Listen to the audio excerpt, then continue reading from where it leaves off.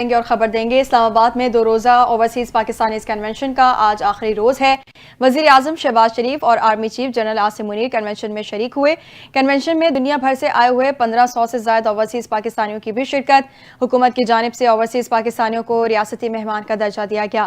Convention کا مقصد overseas community کے مسائل، ترسیلات زر، سرمایہ کاری کے مواقع اور حکومتی سہولیات پر مشاورت ہے۔ شرکاء کو پاکستان میں سرمایہ کاری اور سہولیات کے حوالے سے آگاہ کیا جا رہا ہے، جبکہ ان کی تجاویز اور مسائل کو سننے کے لیے مختلف سیشنز کا انعقاد بھی کیا گیا۔ گزشتہ روز اسپیکر قومی اسمبلی ایاز صادق، گورنر خیبر پختونخوا فیصل کریم کنڈی، وفاقی وزراء، بیرون ملک تعینات پاکستانی سفراء اور مختلف شعبوں سے تعلق رکھنے والی اہم شخصیات نے کنونشن میں شرکت کی۔ کنونشن کے دوران اوورسیز پاکستانیوں کی ملکی معیشت میں خدمات کو سراہا گیا اور انہیں یقین دہانی کرائی گئی کہ حکومت ان کے مسائل کو سنجیدگی سے لے رہی ہے۔ شرکاء نے بھی حکومت کے ساتھ مکمل تعاون کا عزم ظاہر کرتے ہوئے کہا کہ وہ پاکستان کی ترقی کے لیے ہر ممکن کردار ادا کریں گے۔ بلوچستان میں امن دشمنوں کا ایک بار پھر وار۔ مستونگ میں پولیس کے ٹرک پر دھماکے میں 3 پولیس اہلکار شہید ہو گئے۔ پولیس حکام کے مطابق مستونگ میں شمس آباد کے قریب پولیس کے ٹرک کو نشانہ بنایا گیا۔ دھماکے میں 3 اہلکار شہید اور 16 زخمی ہوئے۔ ریسکیو ذرائع کے مطابق دھماکے کے بعد زخمیوں اور لاشوں کو اسپتال منتقل کر دیا گیا۔ ترجمان بلوچستان حکومت شاہد رند کے مطابق دھماکہ مستونگ کے علاقے کن مسوری کے قریب ہوا، جہاں RTC اقلات سے پولیس اہلکاروں کو لے جانے والے ٹرک پر IED دھماکہ کیا گیا۔ شاہد رند کے مطابق بولان میڈیکل کمپلیکس اسپتال اور سول اسپتال میں ایمرجنسی نافذ کر دی گئی۔ مستونگ دھماکے کے زخمیوں کو کوئٹہ منتقل کر دیا گیا ہے۔ دوسری جانب وزیر اعلیٰ سندھ سید مراد علی شاہ نے مستونگ دھماکے پر گہرے دکھ اور افسوس کا اظہار کرتے ہوئے کہا کہ بلوچستان کانسٹیبلری کے جوانوں کی شہادت پر دل رنجیدہ ہے۔ انہوں نے کہا کہ دہشت گردی کی بزدلانہ حرکتیں قوم کے حوصلے پست نہیں کر سکتی اور شہداء کا لہو رائیگاں نہیں جائے گا۔ اس وقت پوری قوم غمزدہ ہے۔ مراد علی شاہ نے کہا کہ دکھ کی اس گھڑی میں بلوچستان کی عوام اور شہداء کے خاندانوں کے ساتھ کھڑے ہیں۔ وزیر اعلیٰ سندھ نے شہداء کے لواحقین سے دلی ہمدردی کا اظہار کرتے ہوئے کہا کہ دہشت گردوں کے خلاف پوری قوم کو یکجا ہو کر لڑنا ہوگا۔ اسلام آباد کی مقامی عدالت نے بانی PTI کی 2 درخواستیں منظور کر لی ہیں۔ عدالت نے بچوں سے بات کرانے اور بانی PTI کا میڈیکل چیک اپ کروانے کا حکم دے دیا۔ اسپیشل جج سینٹرل FIA شاہ رخ ارجمن نے محفوظ فیصلہ سنایا۔ عدالت نے بانی PTI کی دونوں درخواستیں منظور کر لی۔ عدالت نے بانی PTI کی بچوں سے بات اور میڈیکل چیک اپ کروانے کا حکم دے دیا۔ اس کے علاوہ عدالت نے حکم پر عمل درآمد کی رپورٹ 28 اپریل کو جمع کروانے کی ہدایت بھی کر دی۔ اسلام آباد کی مقامی عدالت نے 26 نومبر احتجاج کیس میں بشریٰ بی بی کو شامل تفتیش کرنے کا حکم جاری کر دیا ہے۔ ڈسٹرکٹ اینڈ سیشن کورٹ اسلام آباد میں بشریٰ بی بی کے خلاف 26 نومبر احتجاج پر درج مقدمے کی سماعت ہوئی۔ عدالت نے متعلقہ مقدمے میں بشریٰ بی بی کی عبوری ضمانت میں 6 مئی تک توسیع کر دی۔ ایڈیشنل سیشن جج چودھری عامر ضیاء نے بشریٰ بی بی کی ضمانت قبل از گرفتاری کی درخواست پر سماعت کی، جس میں عدالت نے تفتیشی افسر کو بانی PTI کی اہلیہ اور مقدمے میں ملزمہ بشریٰ بی بی کو شامل تفتیش کرنے کا حکم دے دیا۔ PTI کے وکلاء کی جانب سے بشریٰ بی بی کی حاضری معافی کی درخواست دائر کی گئی۔ بشریٰ بی بی کے خلاف 26 نومبر احتجاج پر تھانہ رمنا میں مقدمہ درج ہے۔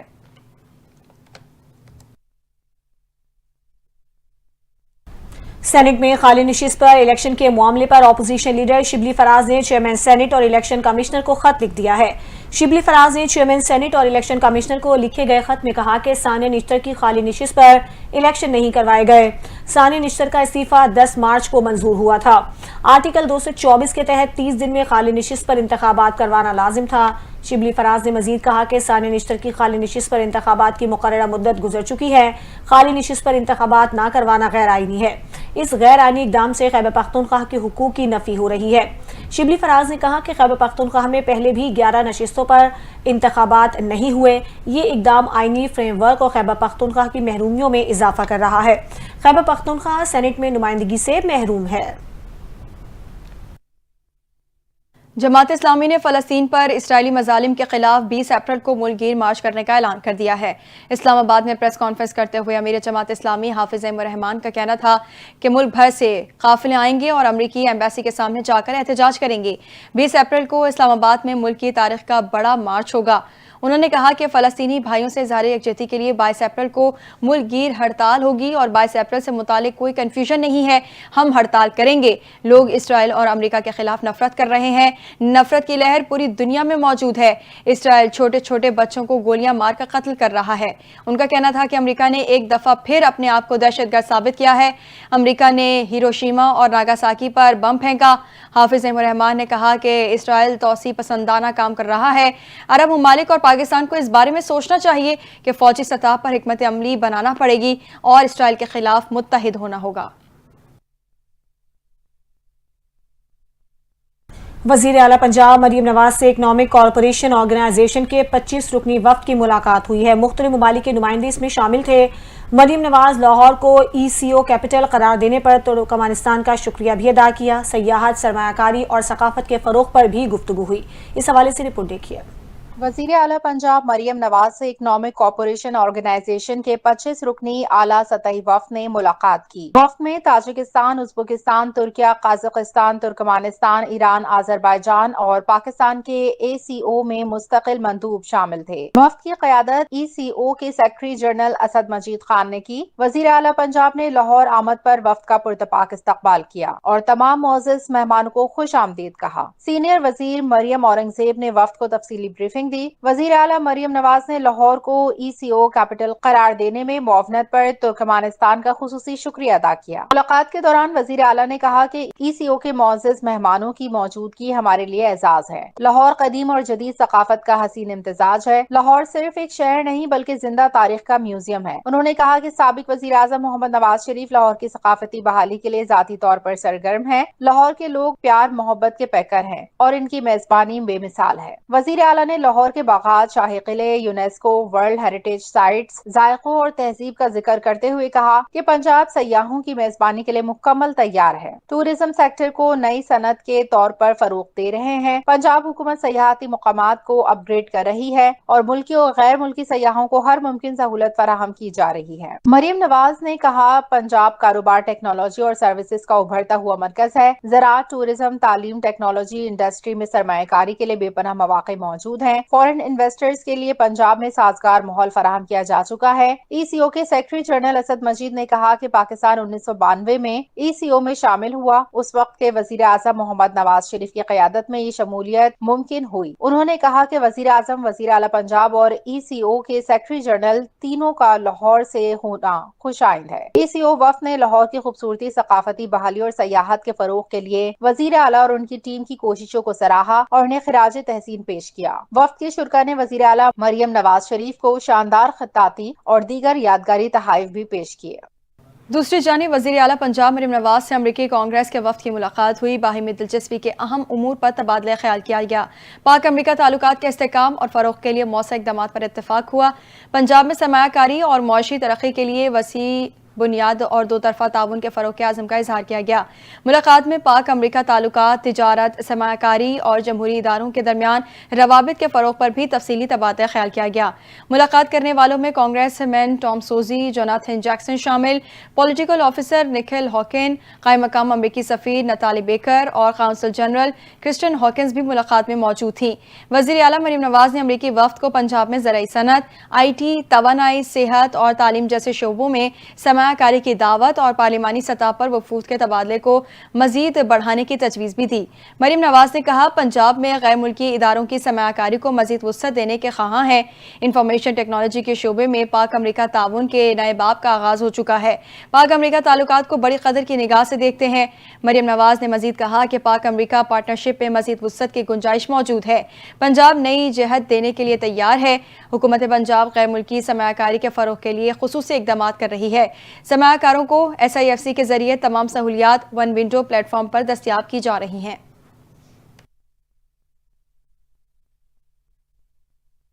وزیر اعلیٰ سندھ سید مراد علی شاہ کی آغا خان یونیورسٹی آمد۔ یونیورسٹی کے صدر سلیمان شہاب الدین اور انتظامیہ نے وزیر اعلیٰ سندھ کا خیر مقدم کیا۔ وزیر اعلیٰ سندھ نے آغا خان یونیورسٹی کی انتظامیہ اور سینئر فیکلٹی ممبرز کے ساتھ ملاقات کی۔ وزیر اعلیٰ سندھ نے کہا کہ سندھ حکومت نے صحت کے شعبے میں خاطر خواہ اقدامات کیے ہیں۔ پورے صوبے میں ٹرجری کیئر اور خصوصی ہیلتھ سینٹرز میں نمایاں بہتری دیکھنے میں آئی ہے۔ سندھ حکومت پرائیویٹ پارٹنرز کے ساتھ مل کر صحت کے شعبے میں صوبائی سطح پر مربوط اقدامات بھی کر رہی ہے۔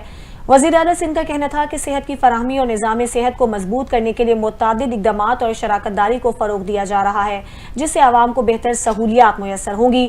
وزیر اعلیٰ سندھ کو آغا خان یونیورسٹی کے مختلف کورسز کے حوالے سے بھی آگاہ کیا گیا۔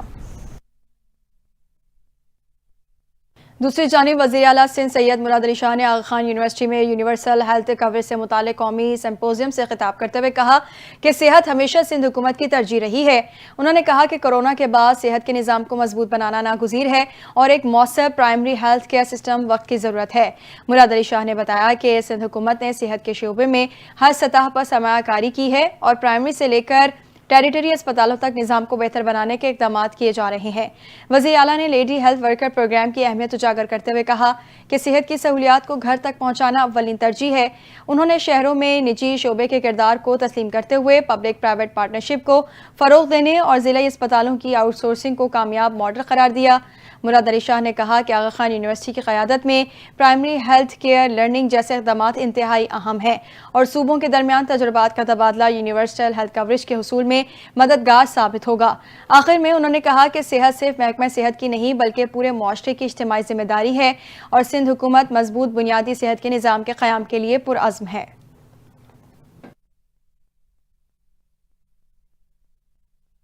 اپوزیشن لیڈر قومی اسمبلی عمر ایوب کا کہنا ہے کہ پارٹی متحد ہے، کوئی اختلافات نہیں ہیں۔ پشاور میں میڈیا سے گفتگو کرتے ہوئے انہوں نے کہا کہ کے پی میں بانی پی ٹی آئی کی ہدایات سے ہی سب کچھ کریں گے۔ عمر ایوب کا کہنا تھا کہ مجوزہ مائنز اینڈ منرل بل سے متعلق بانی پی ٹی آئی کو بریف کیا جائے گا۔ 6 وکلاء آج ان سے ملیں گے۔ پی ٹی آئی کے رہنما نے کہا کہ آئی جی اسلام آباد نے عدالت کو گمراہ کرنے کے لیے غلط معلومات دی، وہ چاہتے ہیں کہ ہم عدالتوں کے چکر لگاتے رہیں۔ ان کا کہنا تھا کہ ہم نے نہروں سے متعلق قرارداد پیش کی، وہ غائب ہوئی۔ اندھیرے میں کینال سسٹم میں تبدیلی سے متعلق فیصلے کیے گئے۔ قومی اسمبلی میں قائد حزب اختلاف نے یہ بھی کہا کہ فلسطین میں جو ہو رہا ہے وہ ہمیں قبول نہیں۔ وفاقی وزیر منصوبہ بندی حسن اقبال نے حیدرآباد سکھر موٹر وے اسی سال شروع کرنے کا وعدہ کر لیا ہے۔ کراچی میں پاکستان بزنس کونسل میں پریس کانفرنس سے خطاب کرتے ہوئے حسن اقبال نے کہا کہ حیدرآباد سکھر ہائی وے پر کام رواں سال شروع ہوگا اور 3 سال میں یہ مکمل ہو جائے گا، جبکہ کراچی حیدرآباد موٹر وے نئے راستے پر بنائی جائے گی۔ انہوں نے کہا کہ پی ٹی آئی حکومت نے سکھر حیدرآباد موٹر وے روکی، جس کے باعث اب لاگت دگنی ہو گئی ہے۔ حسن اقبال نے کہا کہ کراچی سائٹ ایریا کے لیے 5 ارب روپے کا منصوبہ منظور کیا ہے، 125 ارب روپے کے K4 منصوبے کے لیے 100% فنڈ مہیا کر رہے ہیں۔ ملک کی ترقی کے لیے سیاسی استحکام اور پالیسیوں کا تسلسل ناگزیر ہے۔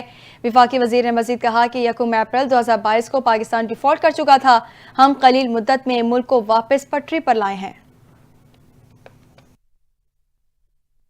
گورنر سندھ کامران ٹیسوری کا کہنا ہے کہ اڑان پاکستان کے تحت قومی معیشت تیزی سے ترقی کر رہی ہے، اوورسیز پاکستانی اس میں اپنا حصہ ضرور ڈالیں۔ اسلام آباد میں اوورسیز پاکستانی کنونشن میں بحیثیت مہمان خصوصی خطاب کرتے ہوئے انہوں نے کہا کہ 77 سالہ تاریخ میں اس سال سب سے زیادہ زر مبادلہ بھیجنے پر اوورسیز پاکستانیوں کو مبارکباد پیش کرتا ہوں۔ کامران ٹیسوری کا کہنا تھا کہ SIFC 1 ونڈو آپریشن ہے، سرمایہ کاروں کو بھرپور معاونت فراہم کی جا رہی ہے۔ گورنر سندھ نے کہا کہ وزیر اعظم اور آرمی چیف معیشت کے مزید استحکام کے لیے شب و روز محنت کر رہے ہیں۔ ان کا یہ بھی کہنا تھا کہ ہمارا نظریاتی اور سیاسی اختلاف ہو سکتا ہے لیکن ریاست پر اختلاف نہیں ہو سکتا۔ وزیر اطلاعات و ثقافت پنجاب اسما بخاری کی تھیٹر کے فنکاروں اور مالکان کے ساتھ تفصیلی ملاقات ہوئی ہے۔ اسما بخاری نے نئے تھیٹر ایکٹ سے متعلق مشاورت کی۔ وزیر اطلاعات و ثقافت اسما بخاری نے کہا تمام متعلقہ اسٹیک ہولڈرز کے ساتھ مشاورت کے بعد نیا تھیٹر ایکٹ لانا چاہتے ہیں۔ تھیٹر فنکاروں اور مالکان کے ساتھ ملاقات کا بنیادی مقصد ان کے تحفظات دور کرنا تھا۔ تھیٹر مالکان اور فنکاروں نے کھلے دل کے ساتھ نئے ایکٹ پر اطمینان کا اظہار کیا۔ اسما بخاری نے کہا تھیٹر مالکان اور فنکاروں نے حکومت کے ساتھ مکمل تعاون کی یقین دہانی کرائی ہے۔ پنجاب حکومت کا مقصد تھیٹر کو اصل شکل میں بحال کرنا ہے۔ پنجاب حکومت تھیٹر کی بہتری کے لیے ہر ممکنہ اقدام اٹھائے گی۔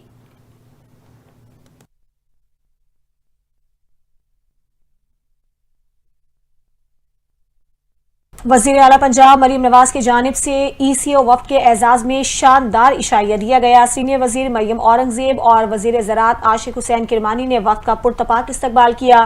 عشائیے میں additional chief secretary Ahmad Raza سرور، کامران لاشاری اور فرید احمد تارڑ کی خصوصی شرکت، معزز مہمانوں کی لاہوری روایتی کھانوں سے بھرپور تواضع کی گئی۔ وفد نے میزبانی کو سراہا۔ ایشیا ممالک کے سفیروں نے دہلی دروازہ، گلی سرجن سنگھ اور وزیر خان مسجد کا تاریخی دورہ بھی کیا۔ D G walled city authority Kamran Lashari کی جانب سے شاہی انداز میں مہمانوں کا استقبال کیا گیا۔ مسجد وزیر خان میں مہمان سفیروں کے لیے خصوصی ریفریشمنٹ کا اہتمام بھی کیا گیا۔ مہمان وفد شاہی فن تعمیر اور تاریخی ورثے سے بے حد متاثر ہوئے۔ وفد نے تاریخی شاہی حمام کا خصوصی دورہ کیا، ورثے کے تحفظ کی کاوشوں کو سراہا۔ سینئر صوبائی وزیر مریم اورنگزیب نے کہا کہ عالمی وفود کی میزبانی پنجاب کی تہذیبی شناخت کا اظہار ہے۔ ثقافت اور سیاحت کے فروغ سے پنجاب کو عالمی سطح پر روشناس کرا رہے ہیں۔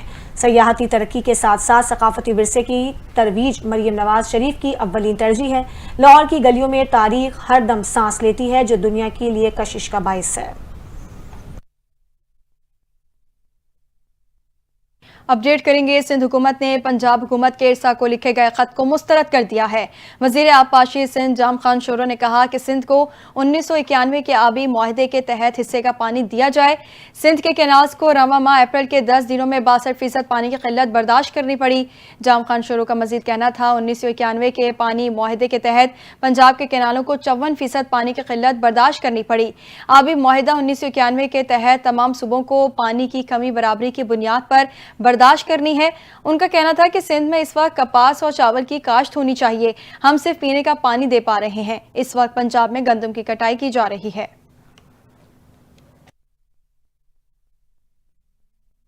ملک میں جاری پانی کے بڑے منصوبے تاخیر کا شکار ہونے کا انکشاف ہوا ہے۔ اس حوالے سے پبلک اکاؤنٹس کمیٹی وزارت آبی وسائل کی رپورٹ بھی جاری کی گئی ہے۔ اس حوالے سے خصوصی رپورٹ۔ پبلک اکاؤنٹ کمیٹی میں وزارت آبی وسائل کی رپورٹ میں ملک میں پانی کے تمام بڑے منصوبے تاخیر کا شکار ہونے کا انکشاف ہوا ہے۔ وزارت آبی وسائل کی رپورٹ کے مطابق پانی سے متعلق 7 بڑے منصوبوں میں سے صرف ایک پر 50% تک کام مکمل ہو سکا۔ پاکستان پانی کے کم ترین ذخیرے والے ممالک میں شامل ہے۔ دیامر بھاشا ڈیم 15% کام مکمل ہو سکا، جبکہ داسو ڈیم کی تعمیر کا 21% تک کام مکمل ہو سکا۔ مہمن ڈیم پر کام 33% مکمل ہو چکا ہے۔ کرم تنگی ڈیم کا افتتاح 2016 میں سابق وزیر اعظم نواز شریف نے کیا، جس پر اب تک 75% تک کام مکمل ہو سکا۔ پاکستان میں فی کس کیوبک پانی 1000 میٹر ہے۔ سلیم مانڈوی والا نے کہا ہے کہ اس وزارت کی کارکردگی حیران کن ہے کہ کوئی منصوبہ بھی مکمل نہیں ہو سکا۔ افسوسناک خبر دیں گے، کرک میں انڈس ہائی وے کے قریب ٹریلر اور وین میں ٹکر سے 10 افراد جاں بحق ہو گئے، متعدد زخمی بھی ہوئے۔ ڈسٹرکٹ ریسکیو افسر کے مطابق ٹریلر مسافر وین پر چڑھ گیا، جس کی وجہ سے کئی مسافر پھنس گئے۔ ریسکیو حکام کا کہنا ہے کہ 10 لاشیں اور زخمیوں کو DHQ اسپتال منتقل کر دیا گیا ہے۔ جاں بحق ہونے والوں میں 2 بچے بھی شامل ہیں۔ حادثے کا شکار کوچ DI خان سے پشاور جا رہی تھی۔ زخمیوں میں بعض کی حالت تشویشناک بتائی جاتی ہے۔ اسپتالوں میں ایمرجنسی نافذ کر دی گئی ہے۔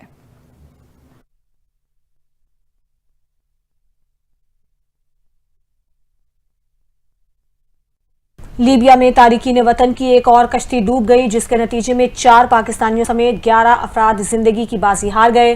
لیبیا میں پاکستانی سفارت خانے کی جانب سے وزارت خارجہ کو بھیجی گئی رپورٹ میں بتایا گیا ہے کہ لیبیا کے مشرقی علاقے میں سیریت شہر کے قریب ہراوا کوسٹ میں کشتی کو حادثہ 12 اپریل کو پیش آیا۔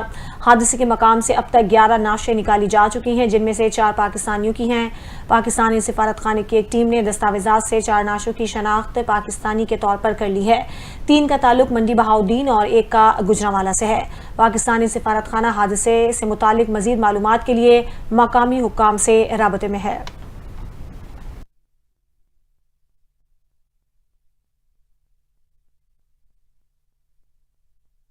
اور یہاں خبر دیں گے، لاہور میں گراں فروشوں کے خلاف ضلعی انتظامیہ کی کارروائیاں جاری ہیں۔ مختلف علاقوں میں قیمتوں کی خلاف ورزی پر 30 گراں فروشوں کو جرمانے، مجموعی طور پر 2 لاکھ روپے سے زائد کی رقم وصول کی گئی ہے۔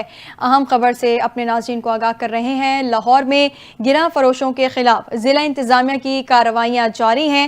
مختلف علاقوں میں قیمتوں کی خلاف ورزی پر 30 گراں فروشوں کو جرمانے، مجموعی طور پر 2 لاکھ روپے سے زائد کی رقم وصول کی گئی ہے۔ اپڈیٹ کریں اپنے ناظرین کو، لاہور میں گراں فروشوں کے خلاف ضلع انتظامیہ کی کارروائیاں جاری ہیں۔ مختلف علاقوں میں قیمتوں کی خلاف ورزی پر 30 گراں فروشوں کو جرمانے کر دیے گئے ہیں، مجموعی طور پر 2 لاکھ روپے سے زائد کی رقم وصول کی گئی ہے۔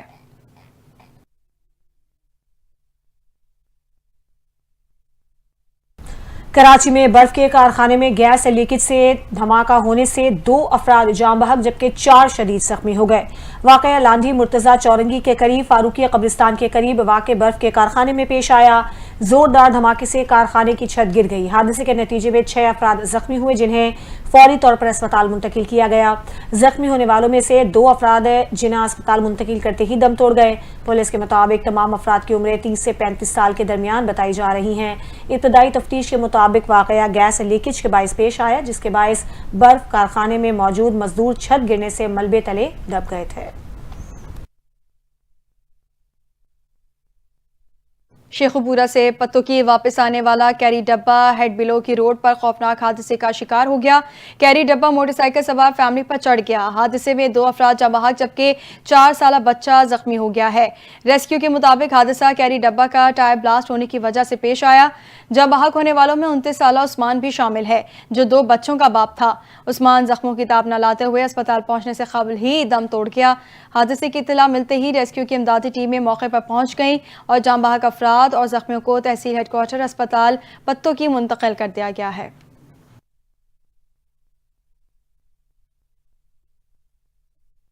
सऊदी हुकाम की हमेशा से ये कोशिश रही है कि मुकद्दस फरीज़े की अदायगी के लिए आने वाले हुज्जाज कराम को बेहतर से बेहतर सहूलतें फराहम की जाएं।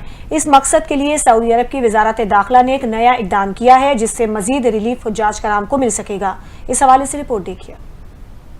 सऊदी अरब की वजारत दाखिला ने Saudi data and artificial intelligence authority के इश्तराक से एक नया और जदीद डिजिटल प्लेटफॉर्म मुतारिफ कराया है, जिसे तसरीफ प्लेटफॉर्म कहा जाता है। ये प्लेटफॉर्म हज के दौरान मक्का मुकरमा और मुकद्दस मकामात में दाखिले के इजाजतनामे जारी करने के लिए कायम किया गया है। तसरीफ प्लेटफॉर्म का मकसद तमाम दाखिली और खारजी हुज्जाज कराम और हज के अमले को बाकायदा इजाजतनामे जारी करना है, ताकि वो मक्का मुकरमा और मुकद्दस मकामात में दाखिल हो सके। ये निजाम वजारत हज और उम्रा के निस्क प्लेटफॉर्म से तकनीकी तौर पर मरबूत है, जिससे इजाजतनामों के इजरा में शफाफियत, तेजी और सहूलत मयस्सर आती है। ये प्लेटफॉर्म न सिर्फ हजाज के लिए बल्कि हज के तमाम रजाकारों, अमले और उनकी गाड़ियों के लिए भी इजाजतनामे जारी करता है। इन इजाजतनामों को कौमी एप्लीकेशन तवक्कलना के जरिए बासानी देखा जा सकता है। तसरीफ प्लेटफॉर्म की एक अहम खुसूसियत ये है कि मक्का मुकरमा के दाखिली रास्तों पर मौजूद सिक्योरिटी इदारों को मैदान एप्लीकेशन के जरिए इजाजतनामों की खुदकार जांच और तस्दीक की सहूलत देता है। इससे न सिर्फ वक्त की बचत होती है बल्कि सिक्योरिटी अमल मजीद मौसर हो जाता है। ये प्लेटफॉर्म सऊदी अरब के विजन 2030 के तहत ज़ियूफ अल रहमान प्रोग्राम के अहदाफ की तकमील का भी हिस्सा है, जिसका मकसद हुजाज कराम को आला मयार की खिदमात फराहम करना और इनके हज के तजुर्बे को मजीद आसान और आरामदेह बनाना है। तसरीफ प्लेटफॉर्म जदीद टेक्नोलॉजी, हुकूमती इदारों के बाहिमी ताउन और हुजाज कराम की खिदमत में बेहतरी की एक बेहतरीन मिसाल है। ये एक नई इनकलाबी पेशरफ्त है जो हज के निजाम को मजीद मरबूत, मुनज़्ज़म और आसान बनाती है।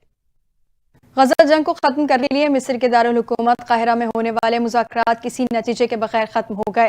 मीडिया के मुताबिक उन मुज़ाकरात का मकसद जंगबंदी की बहाली और इसराइली यगमालियों की रिहा, ताहम इस हवाले से कोई नुमाया पेशरफ्त नहीं हो सकी।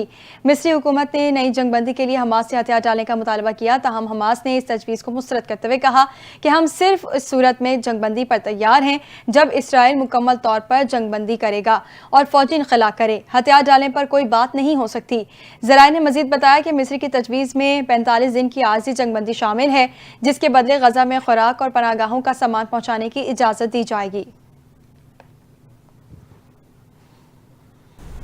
अमेरिका ने इसराइल को $18 करोड़ मालियत के इंजन फरोख्त करने की मंजूरी दे दी है। गैर मुल्की मीडिया रिपोर्ट के मुताबिक अमरीकी दिफाई सलामती ताउन एजेंसी ने अमेरिका के इसराइल को इंजन फरोख्त करने की तस्दीक कर दी।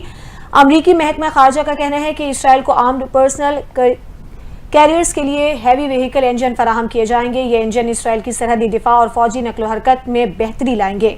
अमरीकी महकमा खारजा के मुताबिक मुआहदे में इंजन, पुर्जे, तकनीकी मुआवनत और लॉजिस्टिक सपोर्ट भी शामिल है। मुआहिदा खित्ते के फौजी तवाज़ुन को मुतासर नहीं करेगा। अमरीकी महकमा खारजा ने कहा कि हैवी व्हीकल्स इंजन चैलेंजिंग इलाकों में फौजी नकलो हरकत के लिए डिज़ाइन किए गए हैं। हैवी व्हीकल इंजन जंगी जोन्स में फौजी दस्तों की नकलो हरकत में मददगार होंगे।